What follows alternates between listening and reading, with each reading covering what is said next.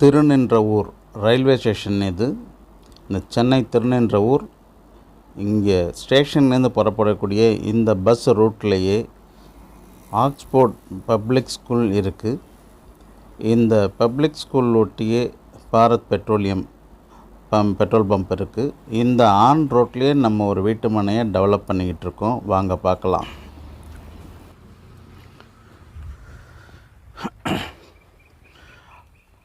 அனைவருக்கும் வணக்கம். நம்ம திருநின்றவூரில் ஒரு ஆன் ரோடு ஸ்ட்ரெச்சில், அது பஸ் ரூட்டில் இடம் வேணும்னு தேடிகிட்டு இருக்கவங்களுக்கு இது ஒரு நல்ல சான்ஸாக இருக்கும்.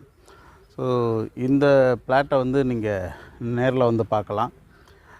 இதுக்கு இப்போ எங்கே இருக்குது அப்படின்னா, திருநின்றவூர் அதோட ரயில்வே ஸ்டேஷன், இந்த ரயில்வே ஸ்டேஷன்லேருந்து பூந்தமல்லி நோக்கி புறப்படக்கூடிய அந்த ரோட்டில் ஜஸ்ட்டு பெருமாள் கோயிலெலாம் இருக்கும். பக்தவத்சல பெருமாள் கோயில், இன்னும் ஆக்ஸ்போர்ட் ஸ்கூல், அதை ஒட்டின அந்த பாரத் பெட்ரோலியம், இந்த மாதிரி இருக்கக்கூடிய அந்த ஆக்ஸ்போர்ட் ஸ்கூல் இதுக்கு பக்கத்தில் தான் நம்மளுடைய இந்த வீட்டு மனை இருக்குது. ஸோ திரையில் வர நம்பருக்கு கான்டாக்ட் பண்ணுங்கள்.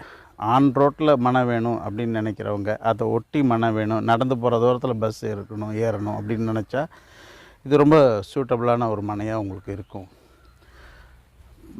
மீதி இந்த ரோடு அக்சஸ் இதெல்லாம் காமிக்கிறேன், அதெல்லாம் நீங்கள் பாருங்கள்.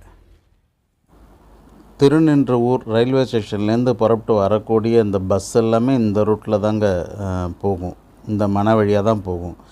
இங்கே பக்கத்தில் இருக்க ஸ்கூல் இல்லாமல் இந்த சரௌண்டிங்கில் பூந்தமல்லி அதெல்லாம் இருக்கக்கூடிய இன்டர்நேஷ்னல் ஸ்கூல், இந்த ஸ்கூலுங்கள்லாம் போகக்கூடிய பஸ் எல்லாம் கூட இந்த ரூட்டில் தான் போகும். ஸோ அந்த ஆன் ரோட் ஸ்ட்ரெச்சில் ஒரு கமர்ஷியல் ப்ராப்பர்ட்டி, ரெசிடென்ஷியல் ப்ராப்பர்ட்டி, ரெண்டு அக்சஸும் இருக்கக்கூடிய இந்த மனை சிஎம்டி அப்ரூவ்டு பெற்று பேங்க் லோன் ஃபெசிலிட்டியோடு உங்கள் விற்பனை கிடைக்கிது. இன்னும் இந்த காம்பவுண்டு போடுறது, தார் ரோடு அல்லது ஃபேவர் பிளாக் ரோடு, இந்த மாதிரி ரோடெலாம் போடக்கூடிய வேலை இப்போ நடக்க ஆரம்பிச்சிடும்.